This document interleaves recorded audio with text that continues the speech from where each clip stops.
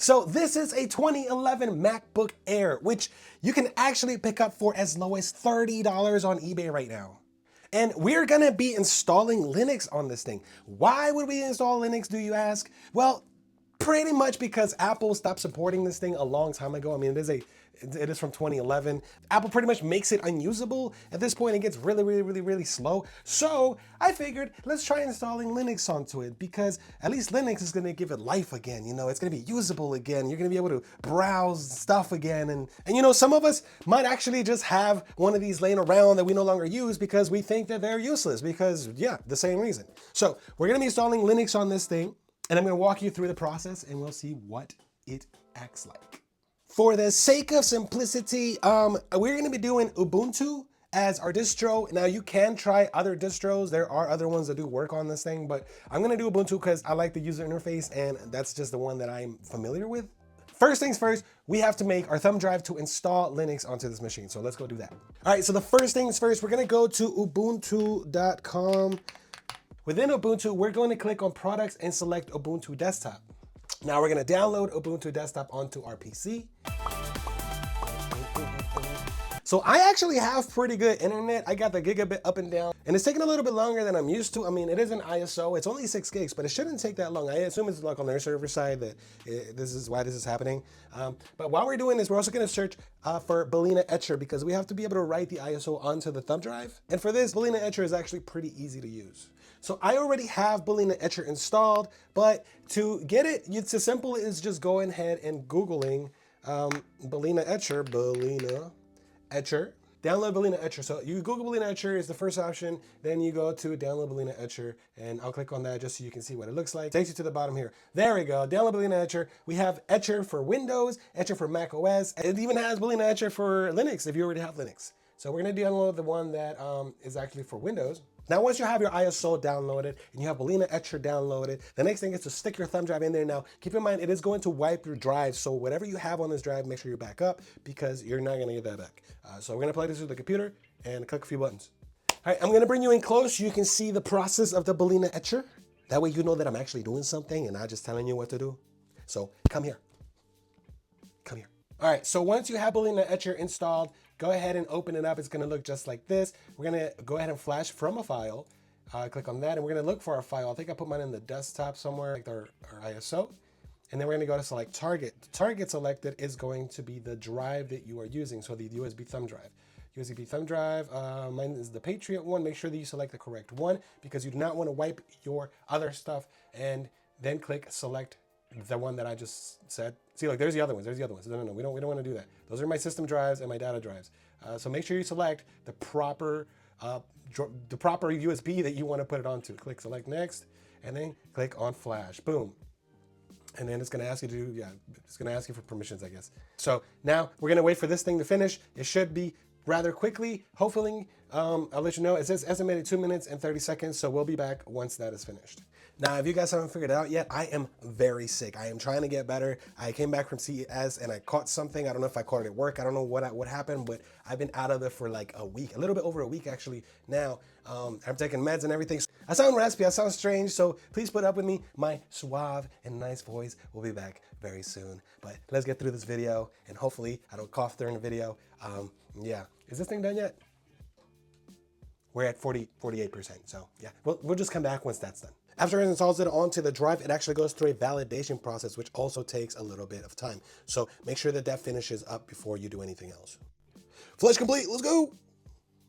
Our drive is now complete. Time to put it in and start the process. All right, so starting with the computer completely off, you're gonna put this into one of the USB ports, and you're gonna hold Option and then press the power button. So come in closer, let me show you that. All right, so we're gonna take our thumb drive, plug it into one of the USB ports. Let's see if I can get it right. There we go. And then we're gonna hold Option, the Option key, that's the Option key. And then we're gonna click our power button, or our power on button, and see if it'll give us the option to select a boot drive, because that is the idea here. Awesome. So then you're gonna get this screen, which is gonna be your Mac OS, and it's gonna be your EFI boot. Your EFI boot is going to be the thumb drive itself. We're gonna click on that and click on the little up arrow, boom. And it's gonna start loading up the Linux distro. So let me get you guys in closer here so we can go through the process of installing it. we're going to select try or install Ubuntu, Ubuntu Safe Graphics. There's different options here. We're going to click on try or install Ubuntu, click return on your keypad. You'll see like a tiny little dash there, which means it's booting into the thumb drive itself. This is cool, this is cool. And depending on the size of or speed of your drive, this might take longer or it might take slower time to do, but just be patient because it's like opening up files and stuff, you know? So like, yeah. So just to be fully transparent, this actually froze. I ended up plugging in the power. So it'll be a good idea to actually have your system plugged in while doing this. Now I'm at the preparing Ubuntu phase, and now we have to wait until that completely finishes. Now remember, this is a 2011 MacBook Air. It's not like the fastest thing in the world. So with Ubuntu software, it might take a bit of time for it to load everything, but it should technically work. As you can see here, we're looking at it stuttering a bit, but we'll come back once it goes to the next phase. Oh, there it goes. Actually, I lied. We're not going to come back. It is now prepared for us to select languages and stuff. So we're going to click on English for this one. I'm going to click on Next. So this is going to be the setup of the Ubuntu itself. This is the keyboard selection. We're going to click on English US and connect to Wi-Fi. Do we want to connect to Wi-Fi? Do not connect to the internet right now. I think we're not going to have internet drivers. If I'm looking up here, I don't see any internet drivers.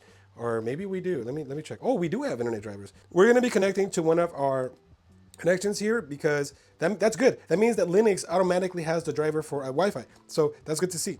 And as you guys could tell, the speakers also are working from the little chime that we just heard. So far so good. Ubuntu just has the drivers that we need for this device, which is amazing. Okay, so I actually restarted the install and did not select Wi-Fi connection this time because it actually froze on me for some reason. I don't know, maybe it was like trying to download something. So we're gonna go ahead and install Ubuntu. This is the next screen that you will see after you click on do not use Wi-Fi. Click on install Ubuntu, click on next. And then we're gonna do the default selection, which is just the essentials. We don't wanna do the extended selection, which all the tools and everything. We can do that later on. So we're gonna click on next. Install third-party software for graphics and Wi-Fi hardware. Include but not limited to NVIDIA drivers and similar. Sure. Awesome. Next screen showed up. That's good. It didn't freeze. We're going to go ahead and erase disk and install Ubuntu. If you want to do if you want to do manual installation, which let's just select dual boot and all that stuff, you can, but I'm going to just erase the entire disk and go with a regular install for Ubuntu because we're going to completely change this all out. It's going to have us create an account because that's what Ubuntu does. We're going to do Resumbio. Resumbio is MacBook Air 4. That's perfectly fine. And for the sake of this video, we're just going to do 1, 2, 3, 4, 5, 6, 7, 8, I guess. Weak password. Okay, fine. It doesn't matter. 1, 2, 3, 4, 5, 6, 7, 8. Sure. Require my password on login. We're not going to require password on login because I don't want to continually do this. Unless you want to get the MacBook experience, which requires a password on login. I don't want to do that because that's going to be like more things that the MacBook has to do prior to logging in. So we're going to click next. We got location and time zone. New York. Yeah, let's do New York. America, New York is the time zone. We're going to go to click on next. We are on the East Coast here.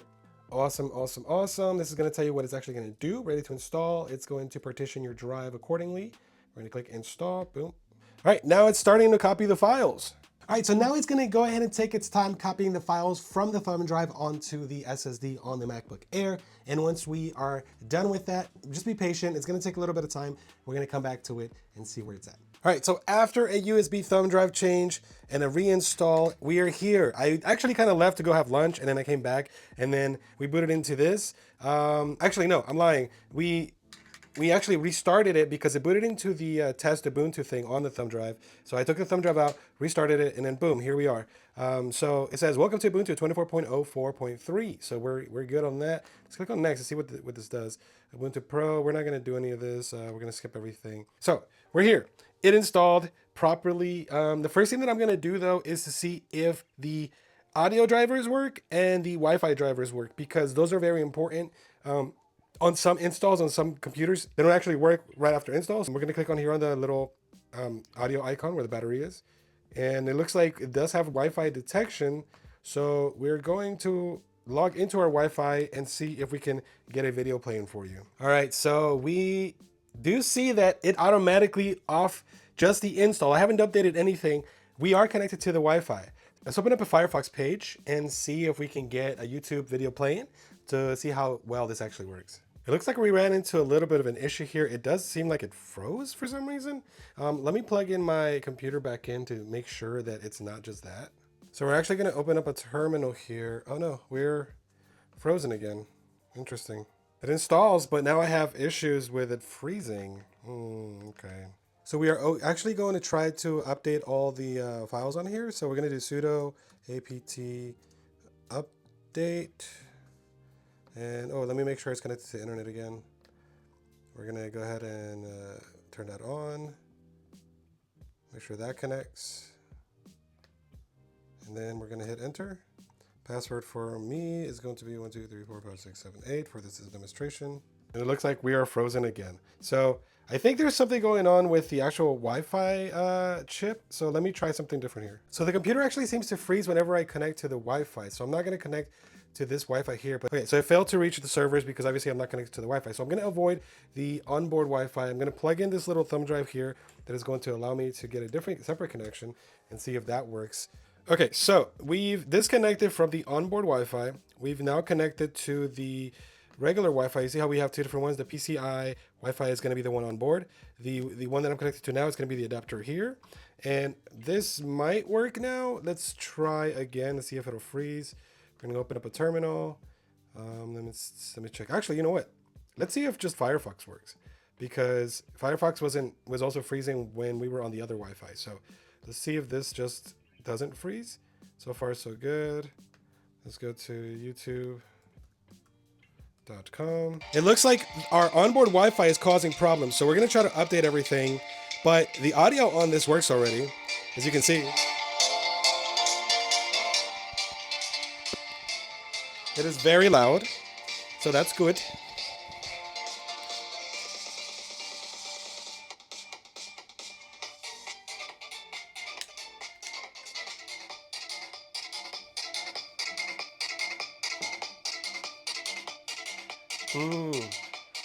I spoke too soon. What's happening? No, no. Is it frozen? It did better than before, but what's happening now? Look, it's just stuck doing this. So I knew that the install was not going to be perfect because, you know, it's not meant to run Ubuntu, but we're going to shut this down. Hold on. We're going to shut this down. Now that we know that we can at least get some action with the Wi-Fi adapter and not the onboard Wi-Fi, because the onboard Wi-Fi is actually causing an issue for some reason, we're going to try to see if we can use the Wi-Fi adapter to at least update all the repositories on the system. Maybe it'll pick something up that will fix whatever's going on here. And yeah, so let's try to do that first, and hopefully it does not freeze on us again. But yeah, that's very annoying that it's doing that, because I was hoping that it would just work with no issues. But again, it's not going to be perfect. It's Linux onto a MacBook. I mean, we don't know what to expect. So let's keep trying.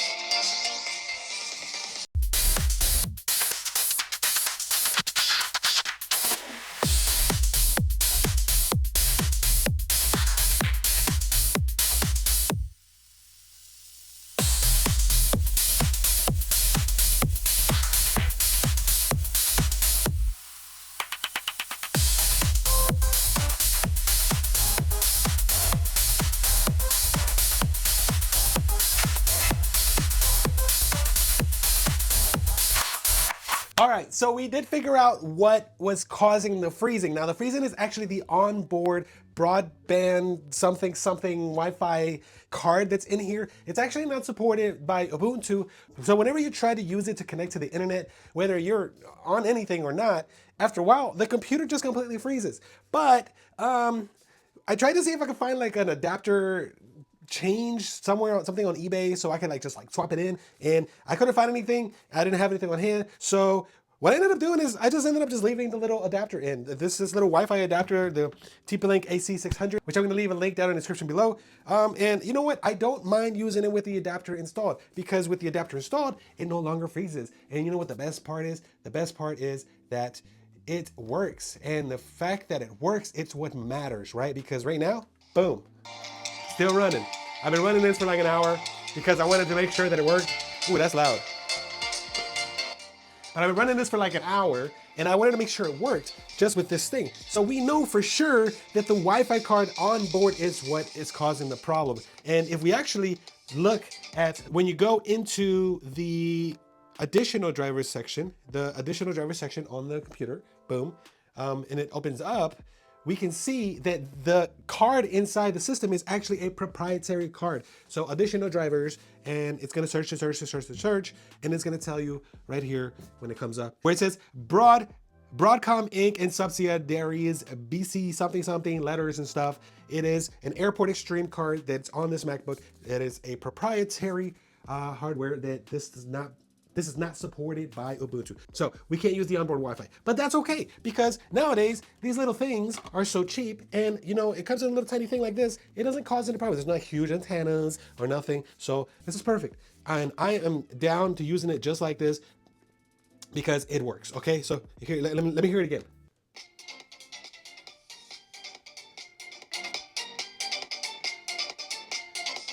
Yes.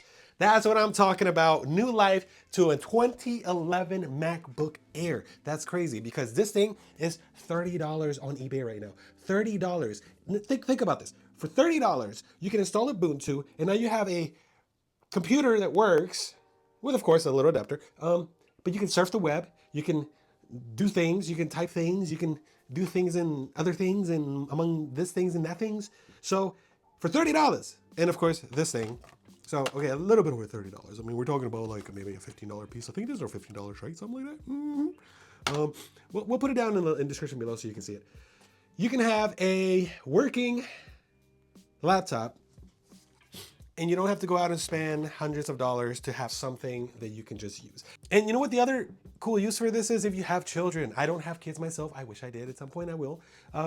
But if you have children and you don't want to go out and spend $500 on a laptop just so they can watch YouTube all day, there you go. Find one of these things and install Ubuntu on them. Now here's the thing. You can do this not just with this, of course. You can do this with other computers. It doesn't necessarily have to be a 2011 MacBook Air, but that's what I wanted because it actually looks cool. I love the design of these things and it works. So yeah.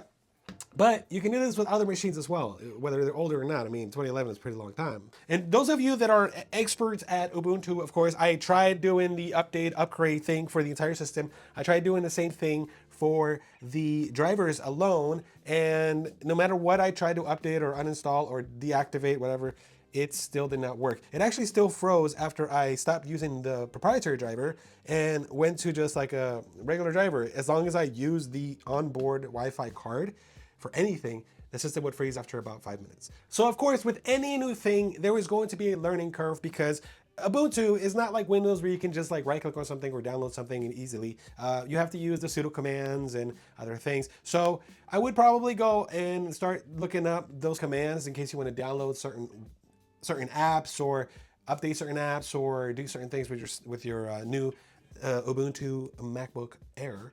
Because again, there is going to be a learning curve to this, and I don't know everything myself, so I'm still learning stuff, and that's okay because you know we're always learning stuff, and that's the beauty of it.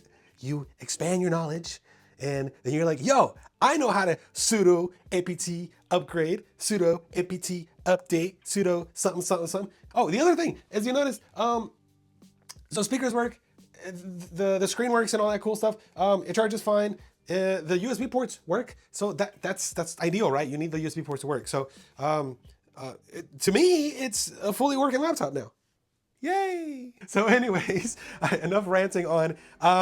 It worked. I'm gonna get out of here. I hope that you enjoyed the video and it helped you. If you have like a random MacBook sitting around that's super old, try it and you know, make it work for you. Just as a reminder, I will leave a link to the little Wi-Fi adapter that I used in mine down in the description below, so make sure you check that out. Until next time, take care of yourself. Bye. Wait. I gotta leave with my new working laptop. Bye.